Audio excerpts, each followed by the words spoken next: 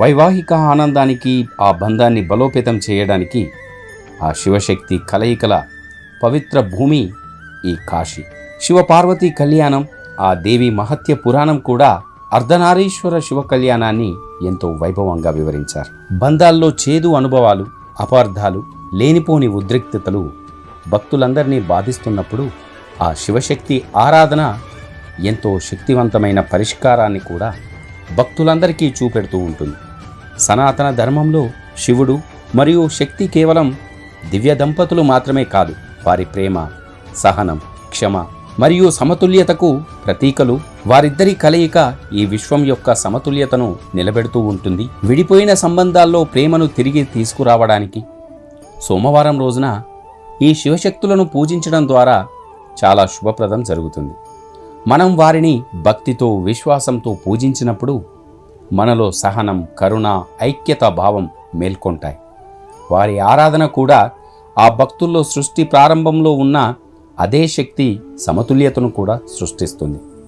అందుకే ఈ సోమవారం శివుని పవిత్రమైన క్షేత్రంలోని కాశీలోని శ్రీ గౌరీ కేదారేశ్వర మహాదేవుడి ఆలయంలో ఆ శివ పార్వతులకు జరిగే అభిషేకం, కళ్యాణాన్ని, మహత్య పారాయణం కూడా, ఆ అర్ధనారీశ్వర పూజను కూడా జరిపించుకున్న భక్తులందరికీ కూడా సకల శుభాలు కలుగుతాయి.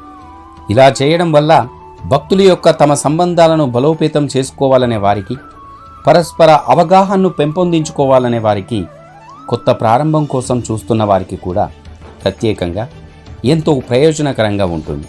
శివపార్వతులను పూజించడం వల్ల వైవాహిక జీవితంలో ప్రేమ, పరస్పర అవగాహన మరియు స్థిరత్వం కూడా కలుగుతుంది. ఈ పూజా సంబంధాలను దృఢంగా చేస్తుంది కూడా. కాశీ లాంటి పవిత్రమైన క్షేత్రంలో ముఖ్యంగా సోమవారం రోజున పూజ చేయడం వల్ల అపార్థాలు, వివాదాలు మరియు భావోద్వేగ దూరాలు పరిష్కరింపబడతాయి. ఈ పూజా సంబంధాల్లో శాంతి, సమతుల్యత, భావోద్వేగ ఐక్యతను కూడా తెస్తుంది. భార్యాభర్తల మధ్య, కుటుంబంలో ప్రేమపూర్వక వాతావరణాన్ని కూడా సృష్టిస్తుంది.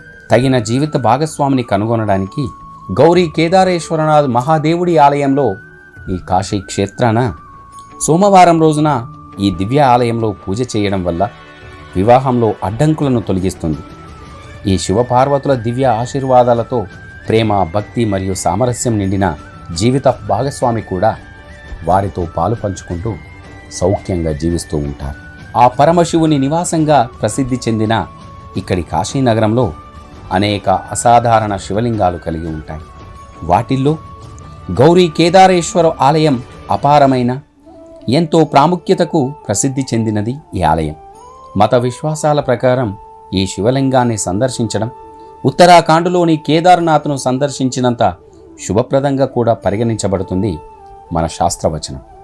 పురాణాల ప్రకారం రాముని వంశస్థుడైన మాంధాత రాజు ఆ శివునికి అపార భక్తుడు.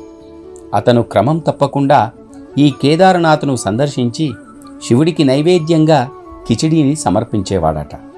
శివుని సలహా మేరకు అతను వారణాసిలో తీవ్ర తపస్సు కూడా చేశాడు.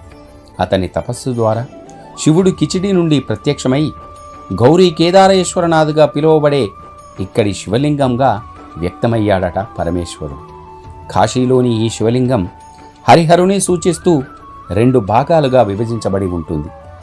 ఈ శివలింగం కిచిడీతో తయారు చేయబడినందున దీనిలో గౌరీ కేదారేశ్వర దేవుడు, మహావిష్ణువు మరియు మహాలక్ష్మిల ఉనికితో పాటు అన్నపూర్ణాదేవి కూడా ఇక్కడ ఉంటుందని కూడా మన పురాణాలు చెబుతూ ఉంటాయి.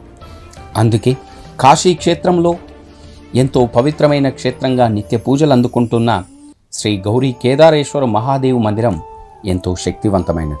గలగల పారుతున్న గంగా నదిలో పుణ్యస్నానం ఆచరించి ఈ గౌరీ కేదారేశ్వరనాథుని దర్శించినంతనే సకల శుభాలను పొందుతారు భక్తులందరూ కూడా. ప్రతిరోజు సాయంకాలం జరిగే అభిషేకంలో పెద్ద ఎత్తున భక్తులు పాల్గొని ఆ మహాదేవుడి ఆశీస్సులను మెండుగా పొందుతుంటారు.